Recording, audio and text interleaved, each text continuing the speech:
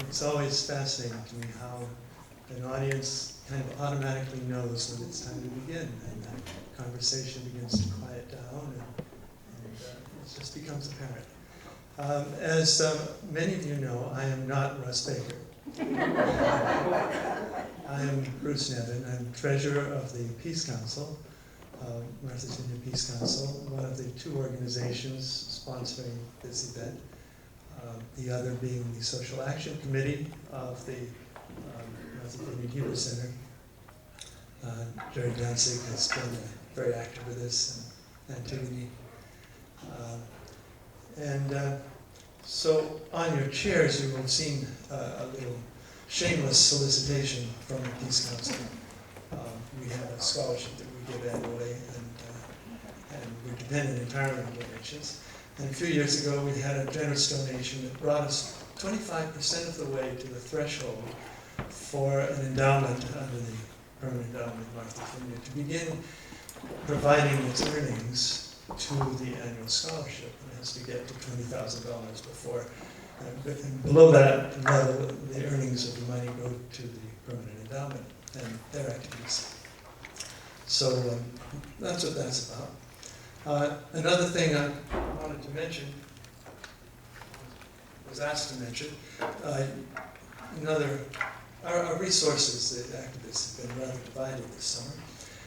And there's another organization called 350 Martha's Vineyard Island, concerned with climate change, and you may have seen signs like this popping up around the island. So Chris Freed, whose brilliant idea this was, has suggested that you could get these signs, which you can get from him, and actually slice off the top part of it and give it some sort of perduring usefulness as a reminder to people, hey, let's pay attention to what's happening to our planet. Here. Let's see, one more thing. Well, of course, as I obey myself, the usual about cell phones. And so I'm turning mine down. And we have some refreshments, which we will be, after the talk, and the Q&A, when we want to continue with just conversation, during the Q&A perhaps, we will carry the refreshments out here, where we can commingle and enjoy them and enjoy one another's company. So please linger for that. Now, it is my pleasure to introduce Russ Baker. He first came to the island as a guest of the speaker for the Peace Council in 2010, and drew the largest audience that Betty Burton had ever had at the Vineyard Haven Library Speakers Program. I think there were 126 people standing only in that space that's kind of downstairs in the library. It was chock-a-block. And he was here last year with a somewhat smaller audience. We had some difficulty getting the word out this year. It didn't actually get printed in the paper, but I'm really happy to see familiar faces, people that I know, familiar faces, people that I should like to know, and happy to see faces that I'm not familiar with. This is a real delight.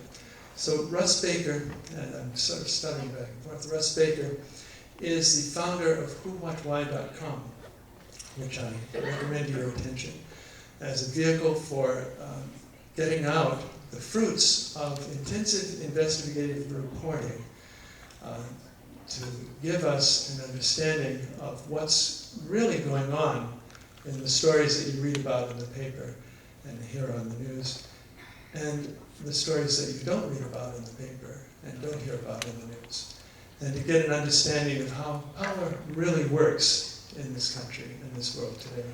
And we have to have that understanding before we can bring about any change. He is the author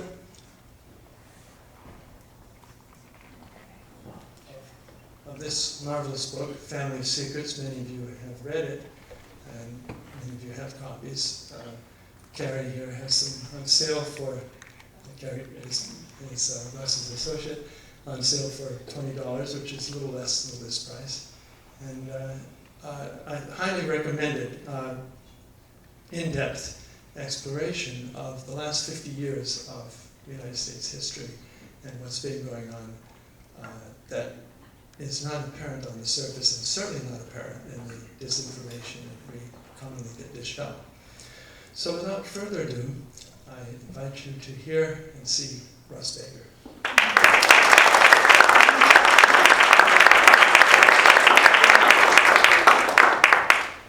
Bruce is a little taller than I am.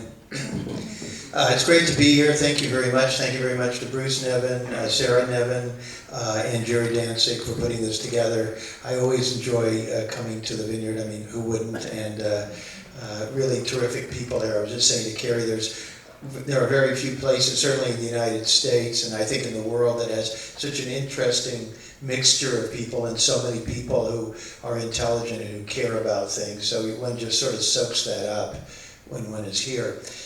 I always like to start, at least in the last year, by doing a mic check for the National Security Agency. I hope nobody minds. Just want to make sure they're hearing me loud and clear. First of all, I should also ask, were any of you there today? I spoke at the Rotary Club. Anybody there today? A few of you. Okay, so I will try to not use any of the same jokes. It won't be easy, but I did want to make the very important point. I don't know if you heard that originally I was scheduled to debate Alan Dershowitz here. The topic was going to be, is the high price of corned beef anti-Semitic? But unfortunately he canceled. He found it too intimidating. And he's shy. I mean, one of the things that I find wherever I travel, we were just in Minneapolis, or I should say St. Paul. They get very, very offended if you say Minneapolis. And we actually discovered that even though you can actually ride your bike in a short time from Minneapolis to St. Paul, nobody from Minneapolis will go to St. Paul. And when we said that we were in a bookstore in St. Paul, they all said, oh. And so I've noticed this all over the place. On the island, it's apparently, Showmark against Oak Bluffs, against Edgartown. I remember I was staying with Bruce and Sarah and Mike Wallace, who late lamented journalist who I knew, and I called him up and he said, oh, where are you staying? And I said, Edgartown, and he said, oh, excuse me. And that was Mike Wallace, who made a bigger salary than I did. So anyway, but actually, and of course then we have to say, can't we all just get along? But actually we are sort of getting along, and in a weird way, just a little item from an Oklahoma newspaper, Oklahoma, mind you, not most liberal place in the country, that said that about 200 Democrats, Republicans, and Libertarians, conservatives and liberals, hawks and doves, show their opposition to U.S. intervention in the Syrian civil war in a nonpartisan rally at the Oklahoma Capitol on Friday. There also was the congressional vote on surveillance. Didn't get the kind of attention it should have. I thought that should have been big headlines that almost a majority of Congress, well, at least almost half the people voting, voted to roll back all of these decisions that have been made, basically enabling the president and the national security apparatus to do pretty much whatever they want in terms of spying on us. That's pretty remarkable. A lot of Democrats and a lot of Republicans got together. It was a completely bipartisan thing, and I believe that what that's telling us is that something really is changing in the country. Something big is afoot. I can certainly feel it. And I've seen it over the last 4 or 5 years, particularly quickening in the last few months. There is something exciting going on here. I remember when the Arab Spring began in the Middle East, and if you read Who, What, Why, you know that from our investigative reporting that not all Arab Springs are made equal. And some of them are one thing, and some of them are another. An easy way to figure it out is try to figure out which one the American Secretary of State is for, and which ones are not. And that's a very, very interesting issue. Perhaps we can get into a little bit in the Q&A. But it is a new day, and as I like to joke, or maybe not joke, if we have all these revolutions going on all over the world, who knows, maybe it could even happen here. Maybe we could actually have budding democracy in this country. And then I say, nah, that's asking a bit much.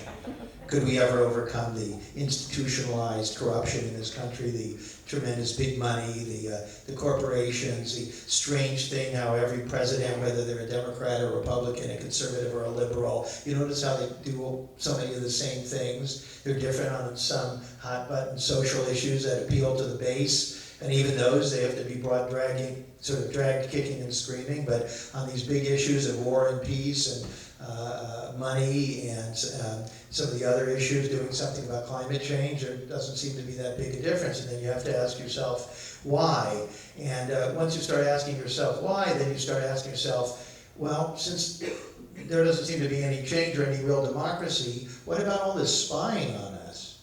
Who's spying on us, and what is this all about?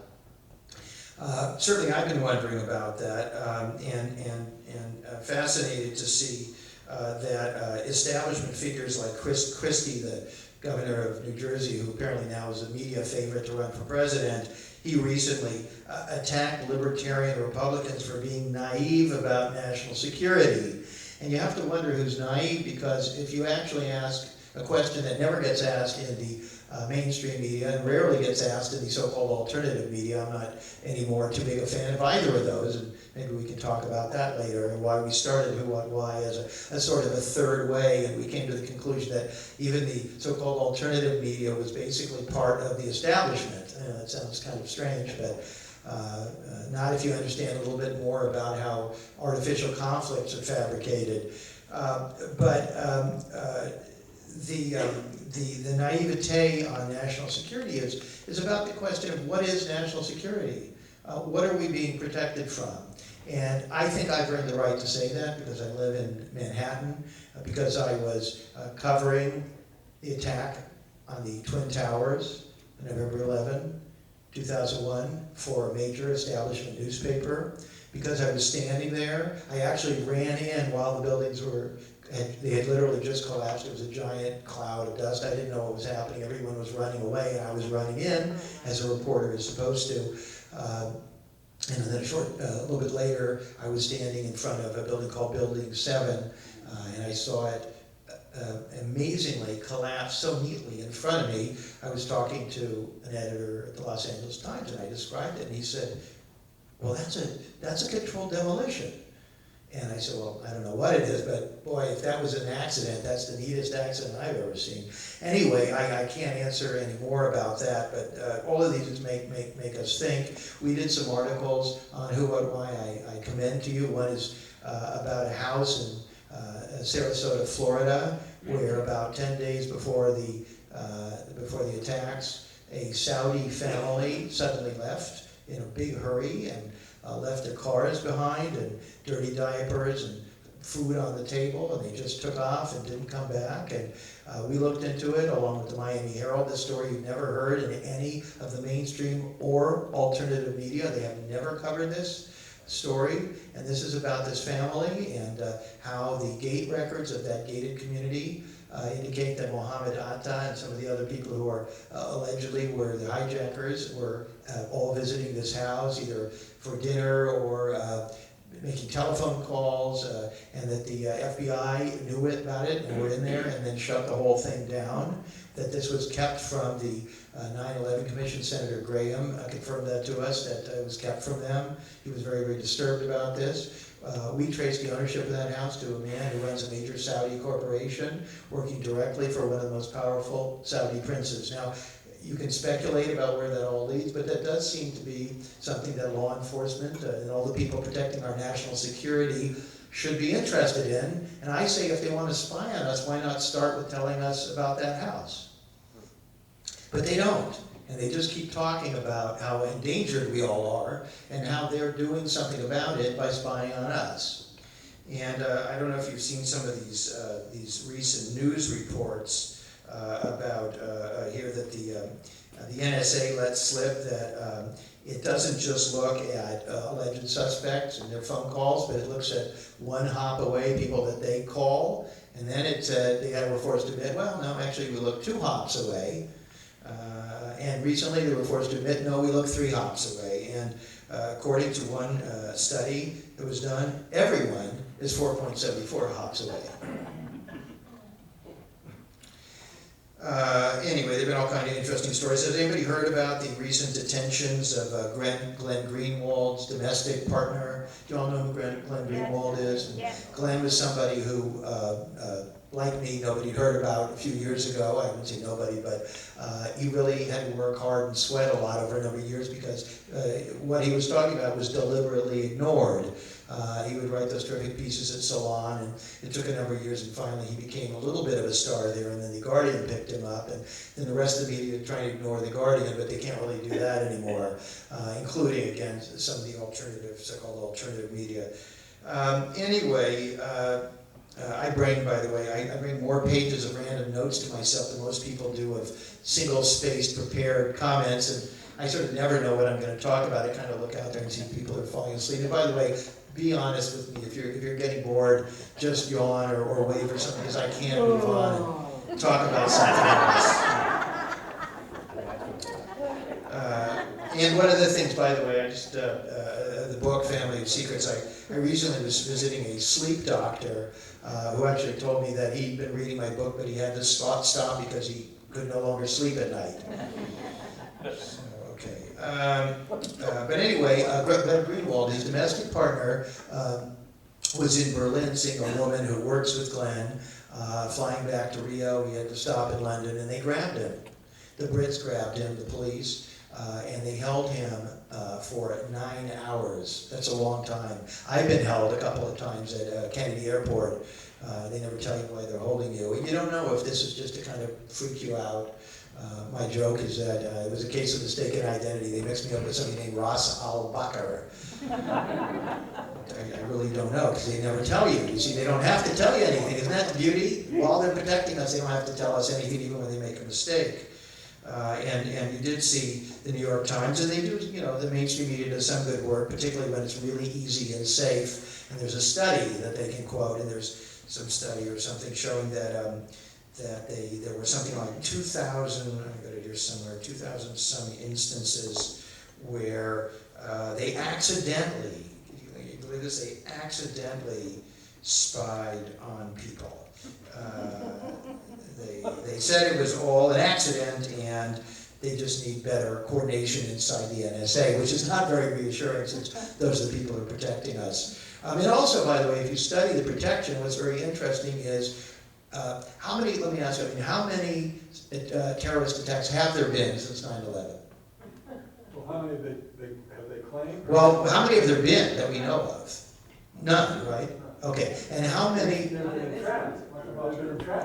Okay, and then the question is, how many did they stop? And this is very interesting because when they get these people before Congress, they hem and they haw. So, 75. well, they said 75 that there may possibly kind of sort of been some indirect involvement of electronic eavesdropping in apprehending these people who may kind of possibly sort of have been up to something, and forgetting to mention that, oh, by the way, about 80% of them may have been recruited in the first place by the FBI, which is a whole other story we could get into.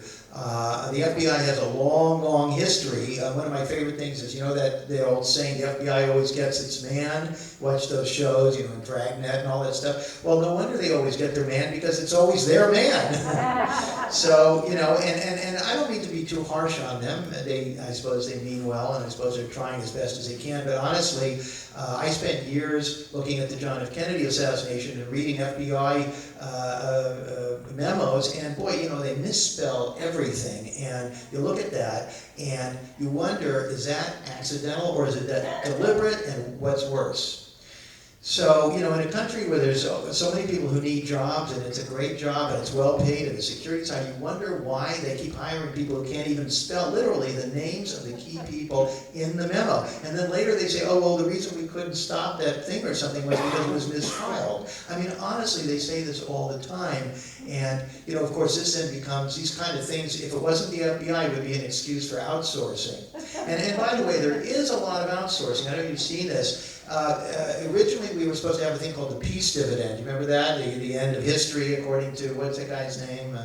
What's the name of the guy who wrote that book, The End of History? Dartmouth. Anyway, he was a great hero of people who said that we won the Cold War, and now there would be a peace dividend, and all the potholes would be fixed, and all the money, teachers would be the highest paid people out there, and it would all be fixed. And of course, nothing happened. And one of the reasons nothing happened was they immediately had all these new bogeymen, all these new things to worry about. And I think it wasn't enough that they were able to say that China was a threat. And because you've heard about this, how many people have heard that China is breaking into American computers? How many of you heard of that? Okay, see, this is a big meme in the mainstream media that China's breaking into American computers. How many of you heard the story that America is breaking into Chinese computers? Not as many of you. See, this is interesting. And this is one of the reasons they don't like Edward Snowden and they don't like Glenn Greenwald. My own opinion, this is just my opinion, maybe new information will appear that will change my mind. So far, I would rate all of those people great American patriots. That's just my take. And what I find interesting is I remember when we go to the 4th of July parade, and there's all these people wearing, veteran Edgartown, and all these people wearing their vets hats and waving flags, and then there's Bruce and I don't know, Bruce and Sarah, and some animals wearing peace signs, and people looking at them and smirking, and it's kind and a few people applauding. It's nice to hear that. I think they imported them from somewhere else on the island. But anyway, what's kind of funny is that all of these people are so they love. All those people do those reenactments of the Civil War and the Revolutionary War and stuff. You ever talk about those people? They all say, lock them up. Julian Assange and Bradley Manning. Did you hear they sentenced him to 35 years today? I mean,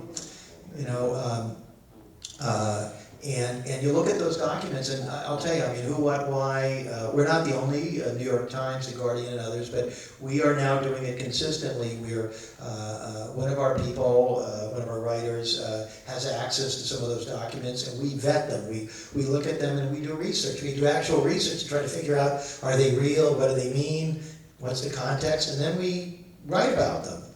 And I would say not all of them are really stuff that the public needs to know. I think ambassadors should have the right to write something and say, I think that the president of Argentina is offered meds, and that doesn't need to be published. I agree with that. I think that all of us have the right to write your shopping list and not have it published to the world. But some of these things, like that horrible helicopter kill, do you remember that? Did you see that? Where American soldiers knew pretty much that they were, I think, killing civilians, and they were doing it like a video game. They were just so pleased to be shooting, not just to keep people, but other people around. If you haven't seen it, you really want to watch that video. With Bradley Manning exposed. Yes, with Bradley Manning exposed, yeah. There's some water down Oh, wonderful, right down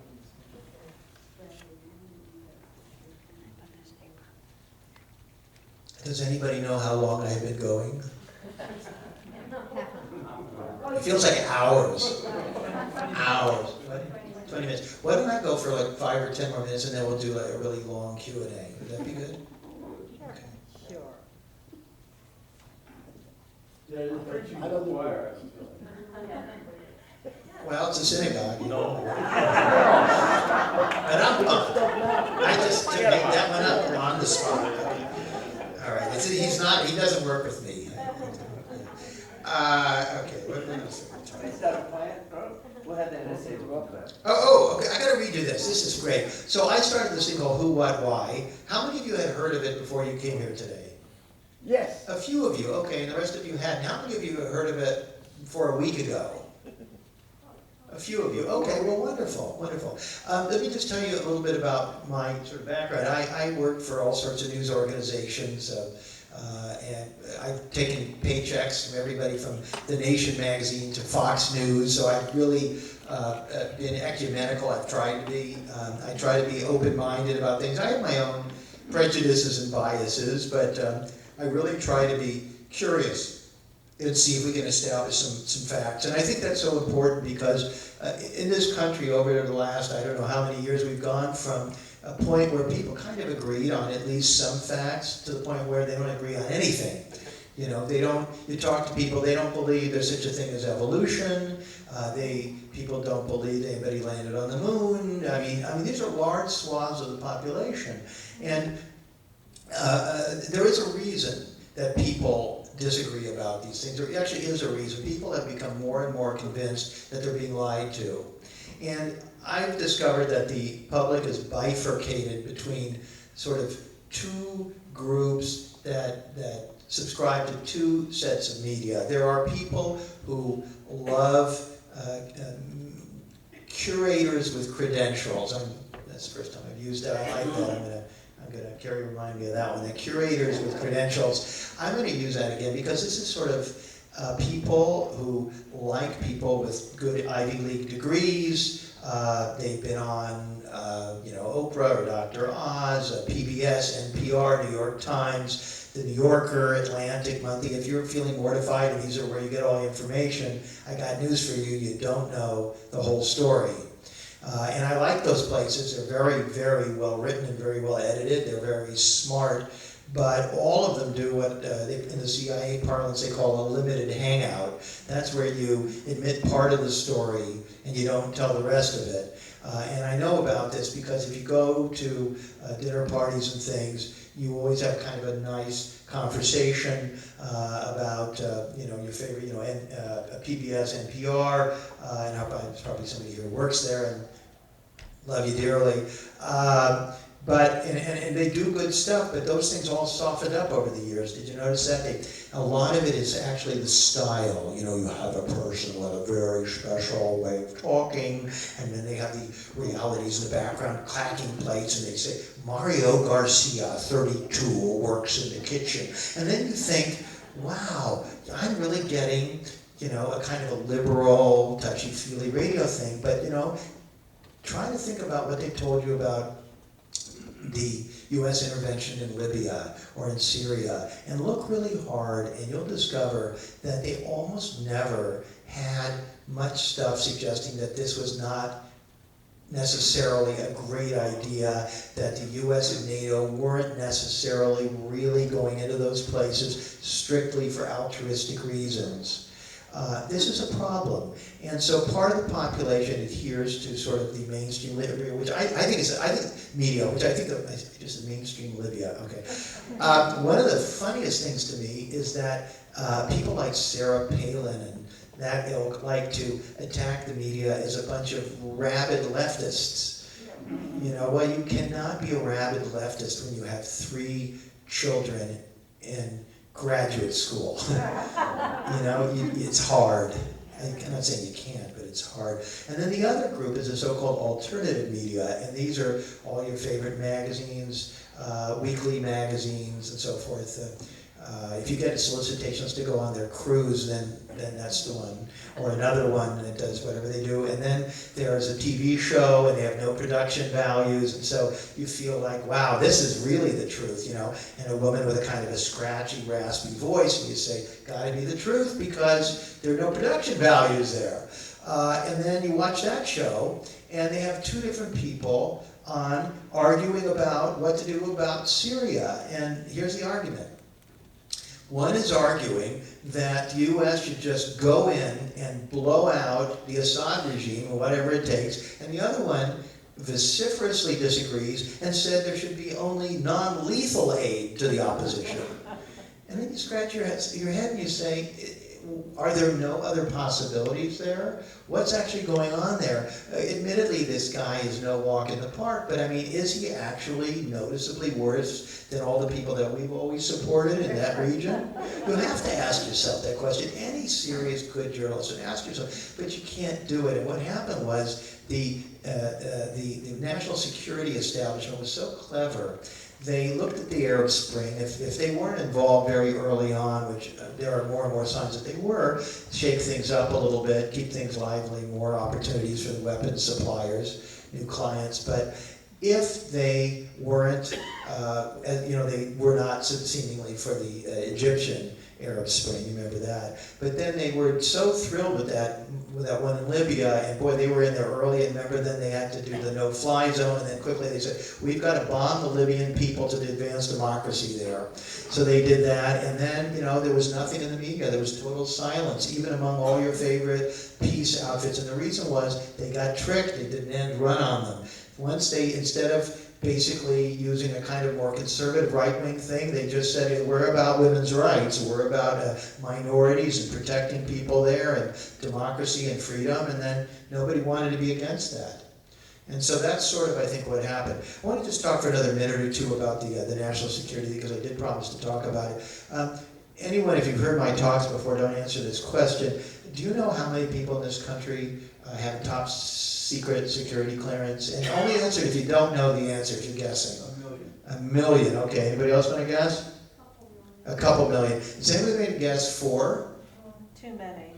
Too many? Okay. Well, you see, the problem here is he spoiled it by saying 1 million, because usually people say, 200 or 10,000, and then I get to say 3.4 million. Wow.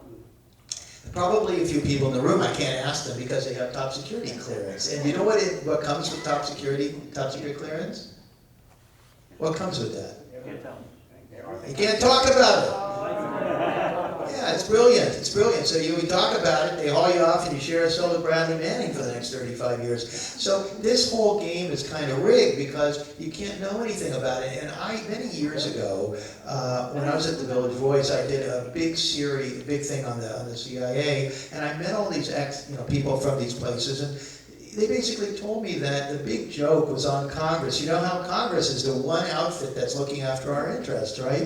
And then all these so-called liberal Democrats come up and they say, we can assure you it's all under control. We are checking this all out. Well, the truth of the matter is, how do they know? How does Nancy Pelosi know anything about any of this stuff? It's very complicated. You need people really grounded, and so of course they don't know anything about this. So what they do, first of all, they're sworn to secrecy, and then they get briefings from their staff. Now, what's their staff? I was told that when they were creating a staff, the concern was, how do you get staff who really understand what the CIA is up to? And what do you suppose they did? They asked the CIA, hey, do you know anybody who can come over and be staff?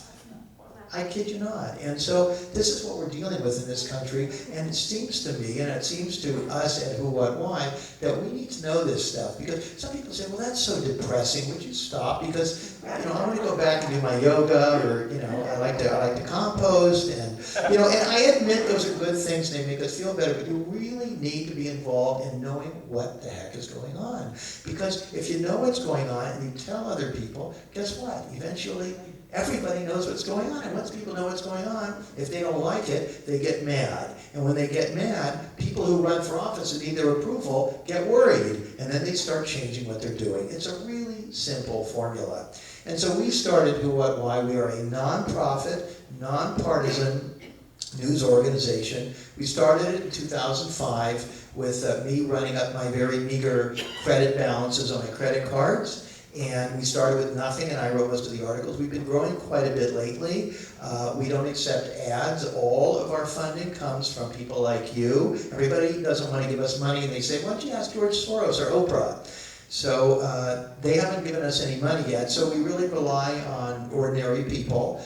And it makes a difference. We brought in some terrific people. We were planning to grow a lot in the next 6 months, year, or 2 years. We were hoping that about 2 years from now, you will say to your friends, hey, I heard that guy speak when nobody was paying too much attention to them. And they are now an internationally known news organization that you can turn to every day, maybe even every hour, for straight talk about what the heck is going on. That's what we're trying to do. We have some copies of my book, Family and Secrets here. I promise you it's a good read. It gives you a glimpse into the story you don't get. This is a book basically about the Bush dynasty and how could a guy like George W. Bush become the most powerful person in the world. I spent 5 years trying to answer that. It's not a polemic, it's a murder mystery of sorts. And I was astonished after about 1.5 years. I fell down a rabbit's hole. And I was like, whoa, I didn't understand anything about what was really going on in this country, or why a guy like Obama, who seems so great, and then gets in there, and then you're like, what is going on? This guy is, I mean, he keeps Bush's defense secretary, and he's at all those same gatherings of the richest 1%, and he's here golfing with the guy from UBS Bank that was, do you know about that? They were giving people shredders so they were giving people shredders, people who were evading taxes, shredders and unlisted cell phones so that they could stiff the rest of us. And he golfs with that man here. I don't know if they did it this year, because we've certainly been making some noise about it. But you start wondering what's going on, that we can't seem to get any kind of change. I hope you'll pick up a copy of Family of Secrets. I'm happy to sign it. Carrie has a sheet here if you'd like to sign up for our newsletter. I can't promise you that the NSA won't also make a copy, but they probably already know who you all are. We send it out maybe once a week. It's 1 or 2 emails. It's about it. Please write neatly, because otherwise your neighbor will get your email. That, I think, is it. So I'm going to say thank you, and we'll do some Q&A, and then we will go outside and eat and drink. Thank you.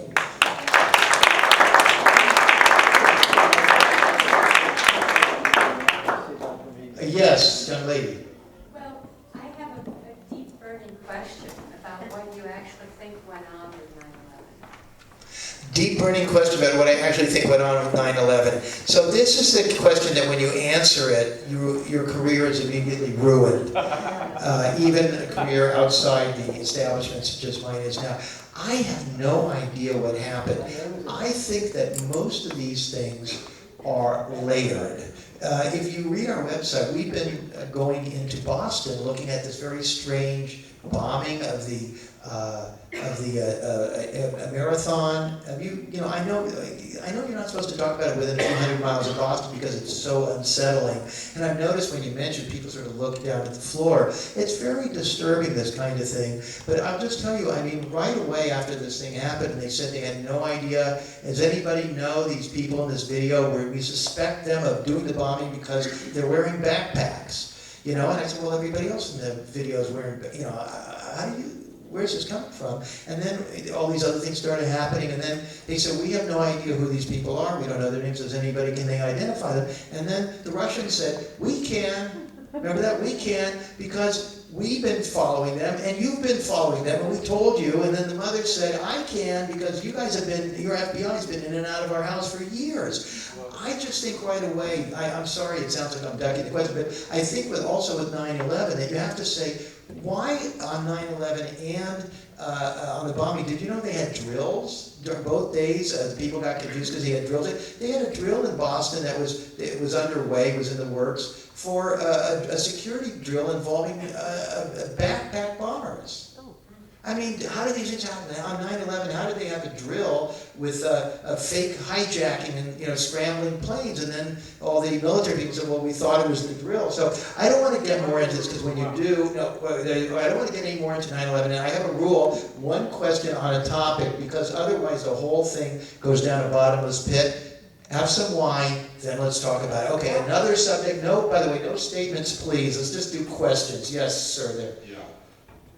I think we're on the eve of a campaign to get colleges and universities, public agencies, and other organizations to divest from fossil fuel companies and reinvest in energy saving companies, sustainable energy companies. And I'm wondering, I think this will really start up in the fall, what the prospects are for this campaign. Is it really likely to take off, or is it likely to fizzle? So the question was, can your campaign to get universities and other institutions to divest from fuel companies, I assume this is related to trying to save the planet and an obscure goal. That was a joke. My take is, yes, you can have an impact. I actually believe activists could have an impact, but the thing is, it's all about how many people find out about what you're doing. I've seen your signs all over the island. I mean, one wonders, I'm guessing the media kind of ignored them, but if I was following Obama around, there was nothing happening. I would focus on the signs and who's doing the signs, and did Obama see them, and what does he think, and does he think he did what he should have on that. So I would say absolutely, your activism has an impact. People say, well, what can I do? But the truth is, our website, Who, What, Why, has been growing. We've doubled our traffic in a month. And the reason is because folks like you, even if all you do is you get up in the morning and you look at our site and you click those Facebook and Twitter and those other social media share buttons, or you forward it to your list, other people see it and it starts multiplying. And so you sort of be the media, you become the media, and you decide what's worth sharing with people. You have your own bullhorn. So I would say absolutely. When enough people know about something and are made to care, and I think the problem in our society is that our bandwidth is very limited. We have very, very limited time and very limited space in our brains for anything other than our own personal immediate concerns. And some abstract thing like no life on Earth in 40 years, we just can't deal with it, and it also seems too big. And so I was just over at Kronig's Market, and I kid you not, but every one of those tabloid magazines had a Kardashian on the cover, you know, and so they fill, this is a plot, folks, you know, to fill the world up with Kardashians so there's no time to talk about 350. So, yeah, that is a problem. Let me go way in the back, ma'am, there. Just this week, Al Jazeera America made its debut on television. I have found that it's very hard to get a credible source of news when I flip on the tube, so I rarely turn it on. What are your thoughts about this particular news station? The question was, what do I think about Al Jazeera America, which is their new entity. I've learned that it's better not to comment on other news organizations in too much detail. I will say this, on some things they are much better than other outfits. They seem to have a brief to do pretty good coverage of the United States. And I find they're pretty vigorous about that, or about U.S. policy in Latin America or something. Unfortunately, when it comes to the Middle East, they are owned by the Emir of Qatar, and they do, I think, a rather one-sided job. I have heard privately from people who work for Al Jazeera thanking us for a piece we did, holding their feet to the fire. If you go to our website, Who, What, Why, and you just type in Al Jazeera in the box, you can read about that. Let's see, yeah. I find it's somewhat ironic that you seem to be shying away from 9/11. My question is not about 9/11, and this is a question, not a statement. But you know, 9/11 is really the litmus. This the whole war on terror started with 9/11. I mean, it goes back to JFK, I think, but it's spread out over 50 years, so we're not so aware of it. But you said let's limit this to one subject, one question, or one subject. So right away, you don't want to talk about 9/11. Well, that's not true, because I actually brought it up myself, and I talked about it. And I said that we did an article about Saudi possible complicity in 9/11. I don't know how you could say that. Well, I mean, when this lady said, you said, let's try not... Well, because this is exactly what happens, and it just... I haven't asked I haven't... Okay, and your question is? My piece is, well, you said when you were at 9/11, you went into one building, and then you watched 7 fall, just like a controlled demolition. And you were talking with an editor, and you said you don't want to go there, and you couldn't go there anymore.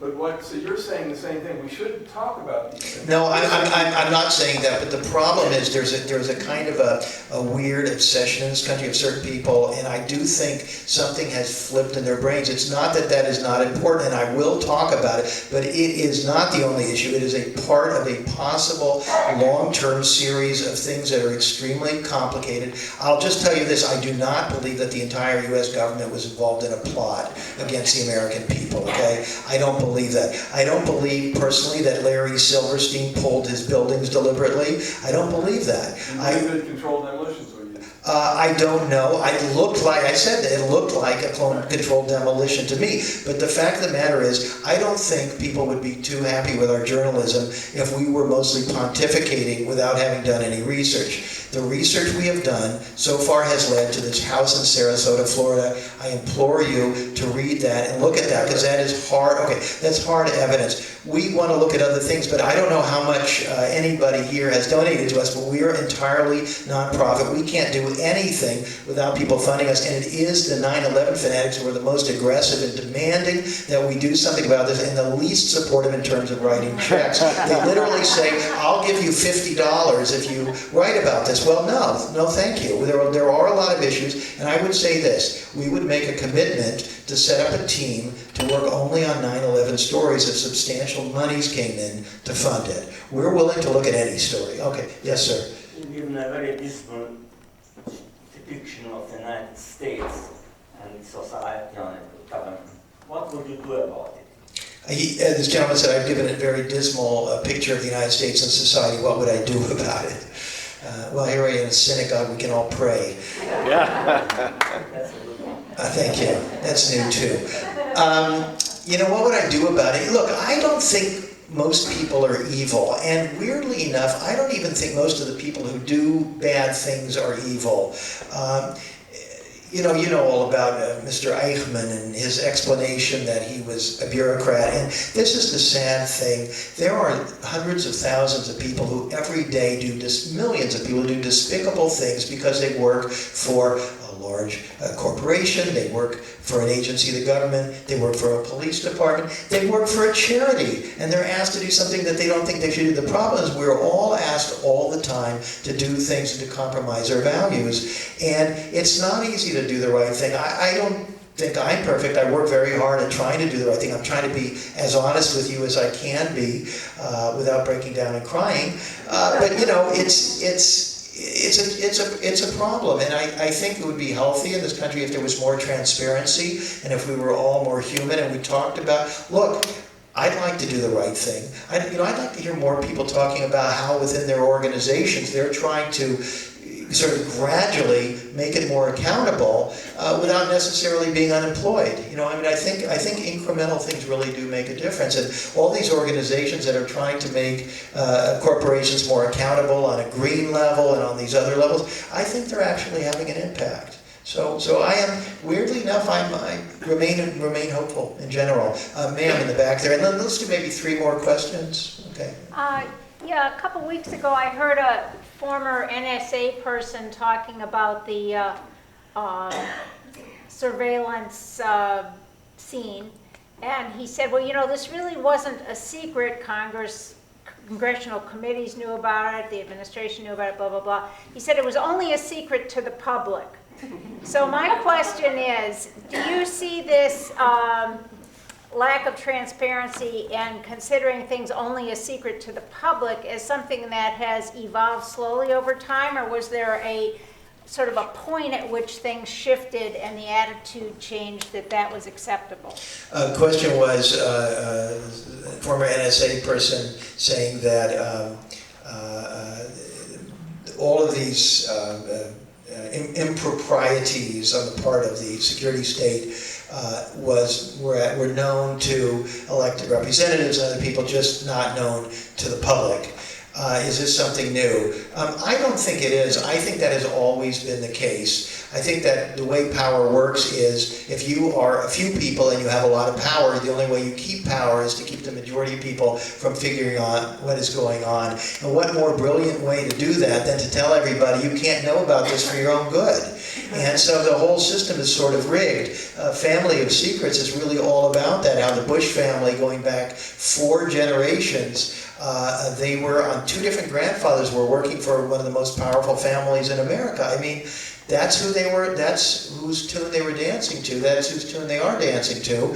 Fortunately, some of the children in some of those families now regret it and actually are supporting what we're doing, which is wonderful, and shows that all kinds of redemption can take place. But I think this has always been going on, and a lot of this stuff about classification of records is a crock. I don't know if you know about this, on Who, What, Why, we write a lot about the Kennedy assassination. Here we are, it's the 50th anniversary of the Kennedy assassination, a mystery that A, has never really been solved. If you think it was Oswald doing it alone, and it was Oswald who could keep 50,000 documents still classified this year about the Kennedy assassination, I suggest it might be otherwise. And you have to look at this stuff and say, what is going on? Why would they keep, if this lone kook who was a pro-Soviet guy did it, why would they keep 50,000 documents about that subject under lock and key? And of course the answer is, all of these things turn out to be much more complicated. How about 2 more questions? Somebody who has an answer. Well, yes, ma'am. Yeah, I read with great interest the story in the Times Magazine on Sunday on Laura Poitras. Could you comment on that? It almost felt like McCarthy again. What was going on? She's asking about a New York Times Magazine piece about Laura Poitras, who's an associate of Glenn Greenwald, a filmmaker who separately has been doing very important work on the surveillance area.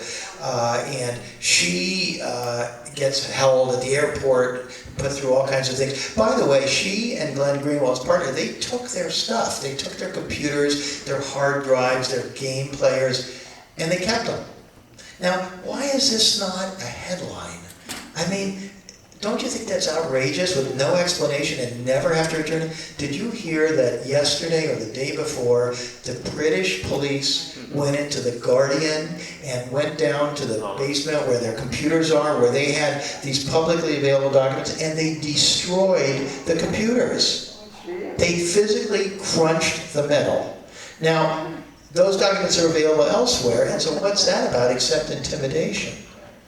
It really makes you wonder. Let's do one last question. Yes, young man. How do other countries regard, I guess, the NSA surveillance program, and I guess the country's reaction to the public's reaction to it? Great question. I'm delighted to see somebody your age here. I wish we had more young people involved in caring about these things. I think the younger generation has been largely sedated and distracted by devices and games and other kinds of things, and I'm hoping there are exceptions. We do see, and by the adults, and each of these things. I mean, you guys are the hope of the future, and we desperately need you to care. So we'll hope you'll be an ambassador out there to spread this to other people. So the question was, how do other countries feel about the NSA? They feel badly about it. The Brazilians were horrified to find out about the amount of spying going on in Brazil by the NSA.